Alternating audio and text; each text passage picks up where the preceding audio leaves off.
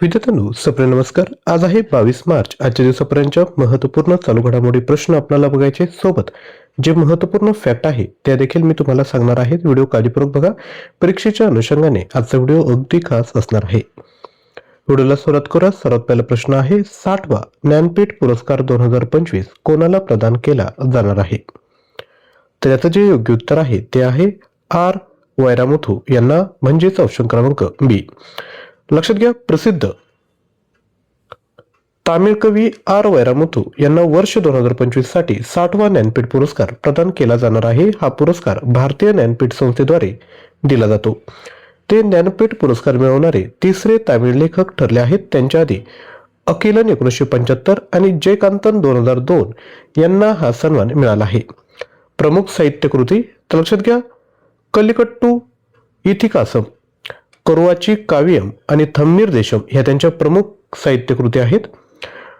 लक्षात घ्या, त्यांना 7 वेळा राष्ट्रीय चित्रपट पुरस्कार बेस्ट सॉन्ग रायटर मिळाले आहेत. पद्मश्री 2003 मध्ये मिळाला, तर पद्मभूषण 2014 मध्ये त्यांना मिळाला आहे. साहित्य अकादमी पुरस्कार 2003 मध्ये देखील त्यांना मिळाला आहे. आता हा जो ज्ञानपीठ पुरस्कार आहे त्याविषयी माहिती. हा भारताचा सर्वोच्च साहित्यिक पुरस्कार आहे. सुरुवात 1961 साली झाली. हा पुरस्कार कोणत्याही भारतीय भाषेतील लेखकाला दिला जातो. या पुरस्कारात ₹11 लाख, सरस्वती देवीची प्रतिमा आणि सन्मानपत्र दिले जाते. अतिरिक्त माहिती, भारतीय ज्ञानपीठ संस्था पहिले विजेते जे आहेत ते आहेत जी शंकर कुरुम, मल्याळम. त्यांना 1965 साली ज्ञानपीठ पुरस्कार मिळाला. 59वा ज्ञानपीठ पुरस्कार 2024 विनोद कुमार शुक्ल, हिंदी साहित्यकार यांना मिळाला. पुढील प्रश्न, चापचारकूट हा कोणत्या भारतीय राज्याचा प्रमुख सांस्कृतिक उत्सव आहे? तर याचं जे योग्य उत्तर आहे ते आहे मिझोराम. अधिकची माहिती, चापचारकूट उत्सव मिझोराम मध्ये साजरा केला जातो. हा दरवर्षी मार्च महिन्यात वसंत ऋतूमध्ये साजरा केला जातो. झूम शेती संपल्यानंतर मिझो समुदाय हा उत्सव साजरा करतात. या उत्सवाचा मुख्य उद्देश म्हणजे कृषी कामामधील विश्रांतीच्या काळात लोकांना एकत्र आणणे आणि सामूहिक उत्सव साजरे करणे. मिझोरामचे इतर उत्सव जे आहेत त्यावर एक नजर टाकूयात. मिमकूट उत्सव मक्याच्या पिकाची कापणी झाल्यानंतर साजरा केला जातो. खोआदो कुट उत्सव पाईटे समुदायातील लोकांद्वारे साजरा केला जातो. अँथोरियम उत्सव शेतकरी, फुले आणि बागायतीला प्रोत्साहन देण्यासाठी आयोजित केला जातो. यानंतर पुढील प्रश्न, जागतिक परिधान ब्रँड युनिक्लो ने भारतासाठी आपला नवीन ब्रँड अँबॅसेडर म्हणून कोणाची नियुक्ती केली? याचं योग्य उत्तर आहे ऑप्शन सी, जसप्रीत बुमरा याची नियुक्ती या ठिकाणी केलेली आहे. अधिकची माहिती, जागतिक कपड्यांचा ब्रँड युनिक्लो ने जसप्रीत बुमरा यांना भारतासाठी ब्रँड अँबॅसेडर म्हणून नियुक्त केले. ही भागीदारी लाईफ इयर फिलॉसॉफी कॅम्पेन पासून सुरू झाली. ही संकल्पना कम्फर्ट, सिम्प्लिसिटी आणि क्वालिटी यावर आधारित आहे. बुमरा या ब्रँडच्या लाईफ इयर फिलॉसॉफीला प्रोत्साहन देणार आहेत. युनिक्लो काय आहे तर हे एक जपानी जागतिक कपड्यांचे ब्रँड आहे. हे साधे, आरामदायक आणि रोज वापरण्यास योग्य कपडे तयार करते. याची संकल्पना लाईफ इयर आहे. युनिक्लो स्थापना झाली 1949 मध्ये. मुख्यालय आहे यामागुची, जपान या ठिकाणी. अलीकडे जे आता ब्रँड एम्बॅसेडर आहेत त्यावर एक नजर टाकूयात. सर्वात पहिल्यांदा ख्रिस्टियानो रोनाल्डो परप्लेक्सिटी AI चे ब्रँड एम्बॅसेडर आहे आणि या कंपनीत त्यांची गुंतवणूक देखील आहे. Harmanpreet Kaur Punjab national bank, Shafali Verma Haryana state commission for women, Rohit Sharma ICC T20 world cup 2026, Sharath Kamal 28th Asian table tennis championship, Sania Mirza Allen Solly. यानंतर Sachin Tendulkar UN road safety कॅम्पेनचे ब्रँड अँबॅसेडर आहेत. पुढील प्रश्न, अलीकडेच उद्घाटन करण्यात आलेला लोअर कोपिली जलविद्युत प्रकल्प कोणत्या राज्यात आहे? याचं योग्य उत्तर आहे आसाम. लक्षात घ्या, लोअर कोपिली जलविद्युत प्रकल्प आसाम राज्यात स्थित आहे. अलीकडे याचे उद्घाटन पंतप्रधान नरेंद्र मोदी यांनी केले. हा प्रकल्प आसाम राज्यातील वेस्ट कार्बी आंगलॉंग आणि दिमा हसाव जिल्ह्यांमध्ये आहे. हा प्रकल्प कोपिली नद्या खोऱ्यावर बांधला आहे. हा प्रकल्प बांधण्यासाठी 2300 कोटींहून अधिक खर्च झाला. हा प्रकल्प आसाम पॉवर जनरेशन कॉर्पोरेशन लिमिटेडने विकसित केला आहे. कोपिली नदी ही एक आंतरराज्यीय नदी आहे. राज्य मेघालय आणि आसाम. उगम झाला मेघालय पठार. पुढे जाऊन ही नदी ब्रह्मपुत्रा नदीत मिळते. ही ब्रह्मपुत्रा नदीची दक्षिणेकडील सर्वात मोठी उपनदी आहे. लांबी जी आहे ती आहे 256 किलोमीटर इतकी. पुढील प्रश्न, कर्नाटक संगीत क्षेत्रात दिला जाणारा संगीता कलानिधी पुरस्कार 2026 कोणाला दिला जाणार आहे? याचं जे योग्य उत्तर आहे ते आहे ऑप्शन बी, जयंती कुमारेश यांना. माहिती, जयंती कुमारेश या प्रसिद्ध वीणावादक आहेत. त्यांना 2026 साठी संगीता कलानिधी पुरस्कार दिला जाणार आहे. हा पुरस्कार द म्युझिक अकॅडमी चेन्नईद्वारे दिला जातो. 34 वर्षानंतर एखाद्या वीणावादकाला हा सन्मान मिळाला आहे. जयंती कुमारेश चेन्नई, तामिळनाडू येथील आहेत. संगीता कलानिधी पुरस्कार हा कर्नाटक संगीताचा सर्वात प्रतिष्ठित पुरस्कार आहे. हा पुरस्कार दरवर्षी दिला जातो. कर्नाटक संगीत, कर्नाटक संगीत हे भारतातील एक शास्त्रीय संगीत प्रणाली आहे. ही मुख्यतः दक्षिण भारताशी संबंधित आहे. ही एक परंपरागत आणि भक्तिप्रधान संगीत शैली आहे. इतर पुरस्कार, नृत्य कलानिधी हा कोणाला मिळाला? नरेंद्रजी यांना. नरेंद्रजी हे तामिळनाडूशी संबंधित आहे. ते प्रसिद्ध भरतनाट्यम नर्तक आहेत. नृत्य कलानिधी पुरस्कार भारतीय शास्त्रीय नृत्यात उत्कृष्ट योगदान देणाऱ्या कलाकारांना दिला जातो. यानंतर संगीत कलाचार्य हा पुरस्कार कर्नाटक संगीतात उत्कृष्ट योगदान देणाऱ्या कलाकारांना दिला जातो. विजेते कोण आहेत? सुगंधा कलामेगम, राज्य तामिळनाडू. विशेषतः गायिका संगीत शिक्षणातही त्यांचं योगदान आहे. विजेते अजून दुसरे विजेते जे आहेत ते आहेत त्रिशूर सी नरेंद्रन, राज्य केरळ. आणि विशेषतः काय तर मृदंगम वादक ते आहेत. द म्युझिक अकॅडमी चेन्नई स्थापना झाली 1928 मध्ये. स्थान आहे चेन्नई, तामिळनाडू. प्रसिद्ध कर्नाटक संगीत आणि शास्त्रीय नृत्याच्या प्रोत्साहनासाठी दिला जातो. पुढील प्रश्न, एक्झरसाइज सी ड्रॅगन 2026 चे आयोजन कुठे केले जात आहे? तर याचं जे योग्य उत्तर आहे ते आहे पॅसिफिक महासागर. लक्षात घ्या, भारतीय नौदलाने सी ड्रॅगन 2026 मध्ये सहभाग घेतला. ही अमेरिकेच्या नेतृत्वाखाली बहुराष्ट्रीय अँटी सबमरीन वॉरफेअर सराव आहे. याचे आयोजन पॅसिफिक महासागरातील अमेरिकेच्या गुआम बेटावरील अँडरसन एअरफोर्स बेस येथे केले जात आहे. कालावधी 2 आठवड्यांचा उच्च तीव्रतेचा हा सराव आहे. भारतीय नौदलाने P-8I मेरीटाईम पेट्रोल एअरक्राफ्ट तैनात केले आहे. गुआम, गुआम हे पश्चिम पॅसिफिक महासागरातील एक बेट आहे. हे अमेरिकेचे क्षेत्र म्हणजे US टेरिटरी आहे आणि येथे त्यांचा मोठा लष्करी तळ आहे. ESW म्हणजे अँटी सबमरीन वॉरफेअर. ही पाणबुड्या शोधणे, त्यांचा मागोवा घेणे आणि त्यांना निष्प्रभ करणे यासाठीची लष्करी तंत्रज्ञान प्रणाली आहे. समुद्रात शत्रूच्या पाणबुड्या शोधणे, ट्रॅक करणे आणि नष्ट करणे ही लष्करी प्रक्रिया आहेत. यामध्ये 5 देश सहभागी झालेत. ते आहेत भारत, अमेरिका, ऑस्ट्रेलिया, जपान आणि न्यूझीलंड.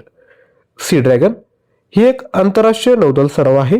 हा सराव पाणबुडी शोध यावर केंद्रित आहे. सुरुवात 2019 मध्ये झाली. यात भारतासह अनेक देश सहभागी होतात. याचा उद्देश समुद्री सुरक्षा मजबूत करणे आहे. पुढील प्रश्न बघायचा आहे त्यापूर्वी विद्यार्थ्यांनो छोटीशी रिक्वेस्ट, व्हिडिओ जर तुम्हाला आवडला असेल तर नक्की लाईक करा आणि खाली हाईप बटन आहे त्यावर देखील क्लिक करायचं आहे. पुढील प्रश्न, भारतामध्ये कोणती खाण कंपनी एका आर्थिक वर्षात म्हणजेच 2025-26 50 दशलक्ष टन लोखंड धातू उत्पादन करणारी पहिली कंपनी बनली?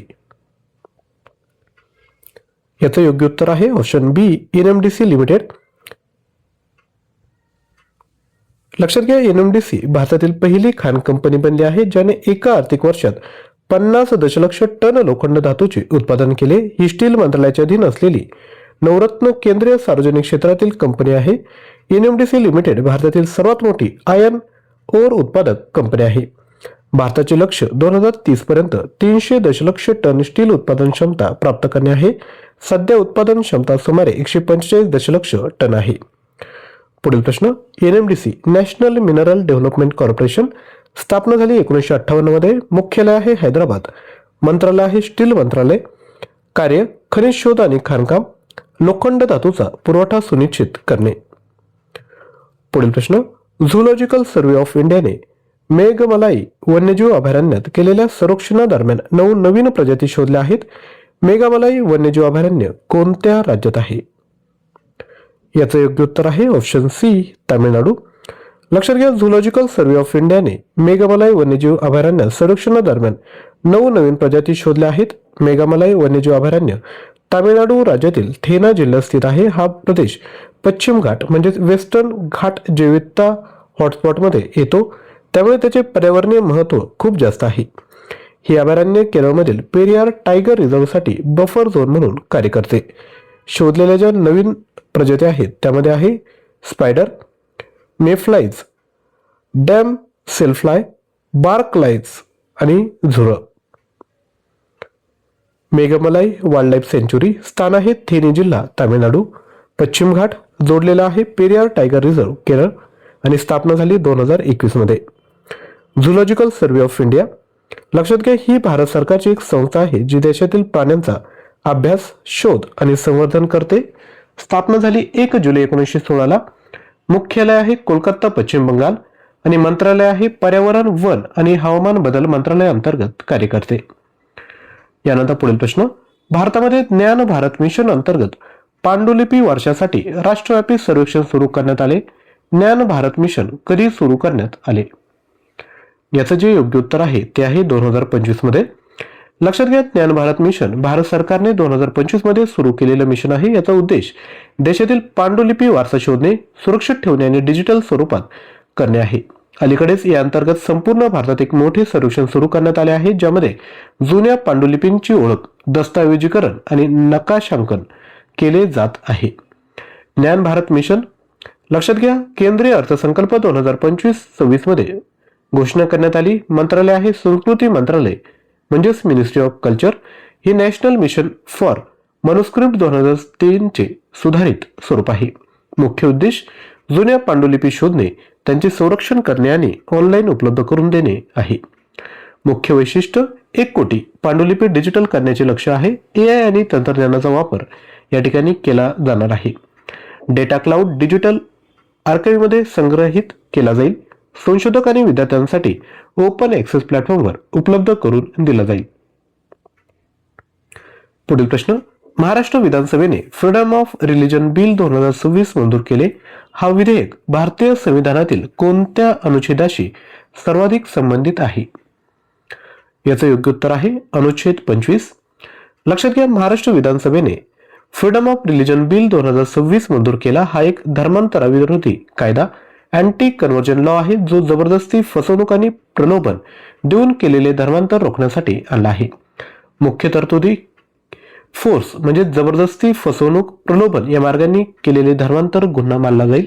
शिक्षा 7 वर्षांपर्यंत तुरुंगवास आणि 1 लाख किंवा त्यापेक्षा अधिकचा दंड या ठिकाणी केला जाईल. यानंतर आता कालच्या व्हिडिओतील प्रश्नांचे रिव्हिजन करूयात. 98व्या अकादमी पुरस्कारमध्ये सर्वोत्कृष्ट चित्रपटाचा पुरस्कार कोणत्या चित्रपटाला मिळाला? योग्य उत्तर आहे option C, one battle after another. Next, Andhra प्रदेशचे मुख्यमंत्री एन चंद्रबाबू नायडू यांनी अमरावती येथे कोणत्या स्वातंत्र्य सैनिकाच्या 58 फूट उंच कांस्य पुतळ्याचे स्टॅच्यू ऑफ सॅक्रिफाईसचे अनावरण केले? योग्य उत्तर आहे ऑप्शन बी, पोत्ती श्रीरामुलू. पुढील प्रश्न, राष्ट्रीय निवडणूक आयोगाने 4 राज्य आणि 1 केंद्रशासित प्रदेशात 2026च्या विधानसभेच्या निवडणुकांच्या तारखा जाहीर केल्या आहेत. भारताच्या संविधानातील कोणत्या अनुच्छेदात राष्ट्रीय निवडणूक आयोगाचा उल्लेख आहे? उत्तर आहे अनुच्छेद 324. पुढील प्रश्न, भारतामध्ये राष्ट्रीय लसीकरण दिवस कोणत्या मंत्रालयाद्वारे आयोजित केला जातो? योग्य उत्तर आहे आरोग्य व कुटुंब कल्याण मंत्रालय. नेक्स्ट, लोकसभेत सादर केलेला ट्रान्सजेंडर पर्सन्स दुरुस्ती विधेयक 2026 कोणत्या अधिनियमात दुरुस्ती करण्यासाठी आणला आहे? योग्य उत्तर आहे ऑप्शन बी, ट्रान्सजेंडर पर्सन्स अधिनियम 2019. नेक्स्ट, अलीकडेच पश्चिम बंगालचे नवे मुख्य सचिव म्हणून कोणाची नियुक्ती करण्यात आली?